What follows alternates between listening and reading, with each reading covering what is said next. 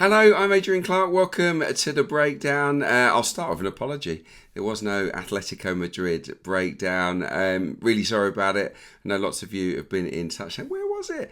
The truth is I was on holiday and I couldn't watch the game. I got up to watch it back and to analyse it, but I just couldn't get the 90 minutes where I was, so couldn't do it, unfortunately. But look, we do have another clean sheet victory to analyse, to break down. So let's not waste any time, shall we?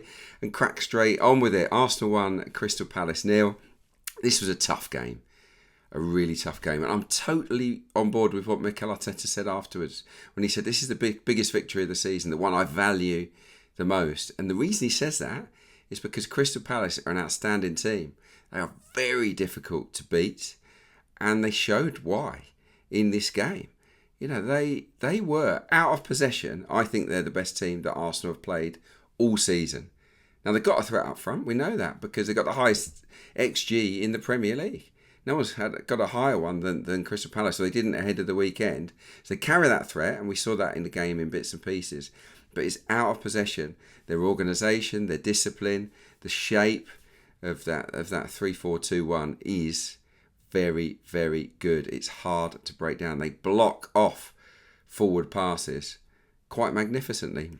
Yet we found a way to win the game, and that is why this is such a pleasing 3 points. Aside from the fact that City and Liverpool also lost at the weekend, which made it a terrific weekend for the Gunners. It took us 33 minutes to register our first shot on goal, which is very, very unusual.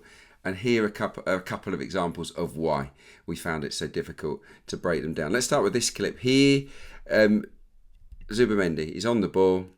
Those red lines there are the passing lanes. You can see that.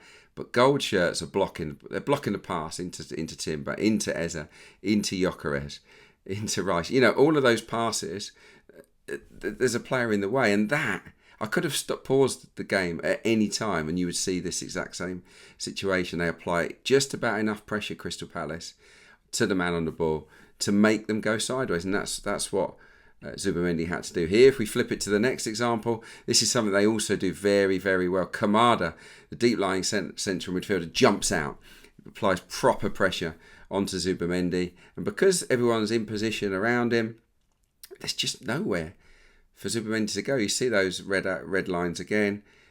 The Crystal Palace players blocking the passes that he wanted to make. So he has to go sideways and backwards. Obviously, we wanted to get Eberechi Eza into the game as well, didn't we? And especially on this occasion, you know, he was up for the game, wanted to do well against his former side. He playing in that number 10 role. Well, what they did was that they used Mark Guehi, the player he knows so well, as that spare centre back. He'd jump out and engage Eza when he popped up in behind the midfielders Kamada and Wharton. We see a good example of that here. Zubimendi feeds it into Eza.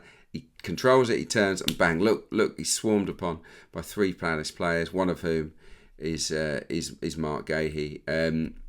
You know, Crystal Palace's pressurising in this game was fantastic. They made almost 500 pressures, which is extraordinarily high. Now, of course, Arsenal could have moved the ball faster, could have been a bit braver with their passing in the first half. You know, make more forward passes like that one into Eza. But you know, it was difficult. It was really, really difficult to play through them. This pass here is something we saw towards the end of the first half, and we saw a lot more of it in the second, where Gabriel fizzes it under pressure from Mateta into Eza. He sees that Wharton has just moved across to Declan Rice. He's worried about Rice getting the ball. He darts to his right, and it just leaves a hole, a really rare hole, to fizz it around Mateta into Eza. But you know, opportunities to do that were few and far between, unfortunately, which is why it was a tough watch in the first half. You know, we really didn't penetrate Crystal Palace often enough. I want to talk about the first shot now because it was in the 33rd minute. We haven't had to wait that long for a first shot in a Premier League game since April 2021, in the bad old days, when we played Liverpool. So, you know, very, very unusual. But it was a good move. It was a really good move. It started with Timber clearing a long ball up the side to Victor Gyökeres, who runs down the right, a really willing runner. And then I want to show you what happens next. So Gyökeres just tees it back to Zubimendi, feeds it on to Rice. And keep your eye on Calafiori. He's behind the ball, of course. Trossard 1v1 with Munoz. We know that that's the pass Rice wants to make. What's Calafiori going to do about it? Well, I'll show you here. He times a brilliant overlap. It's absolutely superb. It's dynamic. It's quick. And you see circled there, Munoz, he just darts to his right because he's worried that he's going to get played in by Trossard to Calafiori. And that moment of hesitation costs him because Trossard then sees that. He ducks inside and shoots on goal. And Dean Henderson makes the save. Not long afterwards, we scored the goal. And I think it's high time we talked about the goal. Another set-piece one from the Gunners. Surprise. Rice to Gabriel. It's a partnership made in heaven, really, isn't it? Those two love playing alongside each other. I love their little chin wags, don't you? Before every corner, free kick, big Gabby comes over to Declan. They talk it through. I call Gabriel the set-piece captain. I know he's not wearing the armband, and you don't get that for being a set-piece leader, but it feels to me that is what he is. Let's show you what happened from the set-piece then. Rice knocks it fast stick to Gabriel. He's in no position to get a header on goal on this occasion, but he's smart. He's really smart because he sees that red area that I've circled there.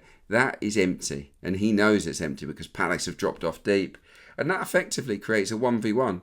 Eze and Wharton. Who's going to react first? Well, you see there, Wharton looks like he's a little bit on his heels, not quite expecting anything to happen. And what did happen was that Eze anticipated the ball first, got to that bouncing ball, and what a hit it was. I mean, technically, absolutely brilliant for Eberici. Eze, it was really high. He had no right, really, to get such a clean connection on the ball. And it was a great, great goal. And it was just the moment we signed Eberici Eze for. Against low block opponents, good teams out of possession. We're struggling to create anything in open play. You need, and this is what we missed last season, you need mercurial players, someone really talented that can make something happen out of nothing. And that's what Eberici Eze does. And that's what he did in this moment. He scored a goal that not many players would have even attempted to try. Because it was a really high degree of difficulty shot in my opinion. And it gave him confidence. It gave him confidence to express himself a little bit more once he scored that goal. Because early on, as I'm going to show you on this first half pass chalkboard that you can check out on Opta's analyst website, every time he tried to make that forward pass, it didn't quite come off for him. He was trying a bit too hard. They were blocking off the spaces as discussed. There's a few red arrows in there. Whenever he tried to make something happen, it didn't quite happen. Flip it over to the second half. He didn't attempt as many forward passes, but look, he's only given the ball away once. We've got him on the ball in really good positions as well, between the lines, just to the right of centre or sometimes to the left. A much better, more mature second half performance from Eberici Eze. And I thought in general, Arsenal's second half performance was a big step up actually. We needed to move the ball quicker, we needed to be a bit more dynamic, we needed to be braver, and I think we did all of those things really. Our XG in the first half, 0.11, our XG in the second half, 0.8. We had 7 shots instead of 3. We had loads more touches inside the Palace box as well, so it was much, much better. We also went a bit longer. In the first half, everything was short. I think 5.7% of our passes were short. And were long rather, which is a very low number. After half time, it was over 15%. It was closer to 16% of our passes went longer. Also, Palace tired a little bit, and that is the time we had to, and that was why patience was needed. We just had to wear them down a little bit and keep at it and keep at it and keep at it, because sooner or later they wouldn't be able to get as tight to us. And this is a great example of why. Here you see Gabriel. They can't get close enough to him. Wharton's there, but he's not really affecting it. Declan Rice has also pulled wide to create a little bit of indecision for the right back Munoz. They're sleeping in the middle, and he clips a gorgeous pass, doesn't he, Gabriel, over to Trossard. And you'll remember this. He then flicks it past the goalie, and Saka's got a tap in, but Mark Gahey at the far stick does really, really well. Here's another example of moving the ball a little bit faster and just being a bit more chaotic in our movement. Calafiori draws a player in and plays it to Rice, who's pulled left. And what that does, as you see there, is it brings Munoz, the right back, into midfield to engage with Rice. He's a little bit late on the scene. Can't stop Rice playing it into Gyökeres. Gyökeres comes short, drags Lacroix out of position. Look at Zubimendi. he's joined in as a striker. He's on Mark Guehi. So all of a sudden, it's 1v1s all over the pitch in that forward line. And in the first half, it was Gyökeres against the rest at times. So here, you've got Richards, who's now got to look after Trossard on the right. So Gyökeres pops it off to Trossard. Trossard plays it down line to Gyökeres. We win a corner out of it. And it was the kind of thing that just wasn't happening in the first half. Here's another one. Adrian Timber, brave with the pass. He fizzes it between players into Eze, who plays it one touch because Martinelli's already on the move. Things like that didn't happen as much in the first half as maybe they should have done. But in my opinion, it was just a matter of being a little bit more patient and waiting for Crystal Palace to tire, because that was inevitable. Right, my main man from this game, for me it was quite an easy decision. It has to be Gabriel Magalhaes. I thought it was absolutely brilliant. He had some tricky moments because Calafiori was disciplined on the left. He was looking after Munoz, which meant Ismaila Sarr was often free, and that meant Big Gabby had to, jump out and engage with him in midfield. I'll show you an example or two of that here. Here it is. You'll remember this one where they clear their lines and Mateta's in a 1v1 with Saliba and they break away and almost score a goal. But look how high Gabriel Magalhaes has had to go with Ismaila Sarr. I'll flip it on to the next one here. They go sideways to him. He jumps out to try and engage. And that's just a role he had to perform. So for me, it was a complicated performance for Gabriel because he had that to think about.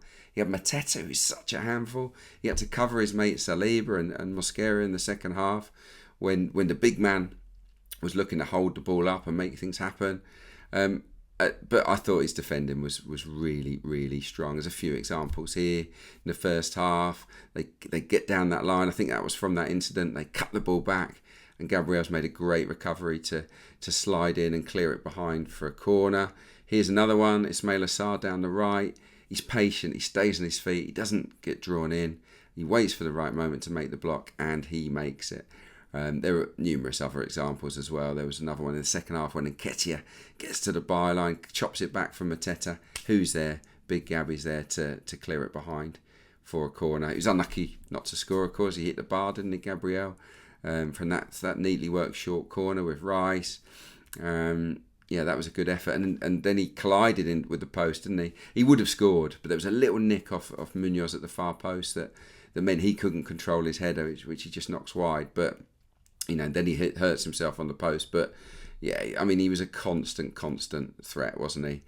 Just a word actually on Zubimendi as well, because when Gabriel had to jump out, or when we needed him in the second half, I thought he dropped back in as that extra centre back really, really well. Here's an example from the first half where they've caused a bit of a problem down the right. Munoz loops it into the box, and who's there to make a clearing header? It's Zubimendi, and I think that's something he does really well actually. I mean, yeah, he gave the ball away a couple of times in the game, understandable against that mid-pitch sort of block that Palace have got, but he does his bit defensively. He broke up play really well. He made 6 clearances in the game, the same as Gabriel Magalhaes. Here's another one late on where they were dangerous around the right and they clip it into the box. There he is. He's got himself back into position to clear his lines. So yeah, I think Zubimendi can be pleased with his performance in the game, even though some people I know were critical of him, particularly what he did with the ball. I thought that was too harsh. I think some of his defensive play was excellent. Right, let's get to some player ratings, shall we? I'll start with David Raya, 7. Didn't do anything wrong. Didn't have lots to do. Didn't have a shot on target to face, despite what the stats say. I mean, the one that they said it was Eddie Nketiah with a flick header. Well, he got there first. He took it away off of his head. Never a shot on target. But anyway, Raya 7. Timber 7. Another storming performance from him. Defensively strong. Got forward well, passed well, got caught out of position 1 or 2 times, but that's going to happen, isn't it, when you're ambitious? But yeah, definite 7. I mean, it could be closer to a 7.5 really. I'll give Saliba a 6. I think he found it tough going at times against Mateta. He wasn't bad. Some of his passing was okay, but yeah, not Saliba's best game before he comes off at half time. Gabriel's an 8. Could be a 9 really, but I'm going to go 8 for Gabriel Magalhaes. Outstanding. Calafiori 7. Liked his discipline, liked the way he shackled Munoz, and then he got himself more involved on the ball in the second half. Zubimendi 7, I've talked him up. Declan Rice 7 as well. Great work rate. He took a knock in the first half, and I think that's what he came off with in the end. But his work rate, the way he tidied up a couple of dangerous moments in the second half, sprinting back to sort of put in a challenge and win the ball back, I thought was terrific. Definite 7 for him. Eza 7, great goal. Had some nice moments. He was trying to make things happen. Well, not everything came off, but it was a good performance against his former club. Saka, I think it's a 6. Obviously, he was unwell, Arteta said afterwards, and he didn't look himself. He was very quiet, wasn't he? So he'll get a 6. Trossard 7. Thought he came alive second half. Always offered an outlet on the left, and we went down that side much more in the second period, didn't we? And I love his body swerves and his little tricks, and he moves the ball on very quickly. Does Trossard, and no one had more shots than him in the game. So from an Arsenal point of view, so Trossard gets a 7. I'm going to go Victor Gyökeres 7. I thought his work rate was brilliant. He held it up lovely. A couple of moments frustrated me where it didn't come off for him or he didn't take the shot on. But overall, I think he should be pleased with his performance. From the guys that came on the bench, Marino 6, MLS 6, Hincapié, great to see him make his Premier League debut. He looks quick across the turf, doesn't he? Blimey, he is rapid, Hincapié. So look forward to seeing him maybe against Brighton in midweek. Give him a 6. Martinelli and Mosquera, I'm going to give 7s to. I thought both did ever so well. Mosquera, no issues at all, coming on for Saliba, and Martinelli, I think, lifted us a little bit on the right. He was bright, he was quick, looking to make things happen, wasn't he? So yeah, those are my player ratings. We've got the Brighton game, obviously, coming up in midweek. I'll be back to review that one on Thursday, I'm sure.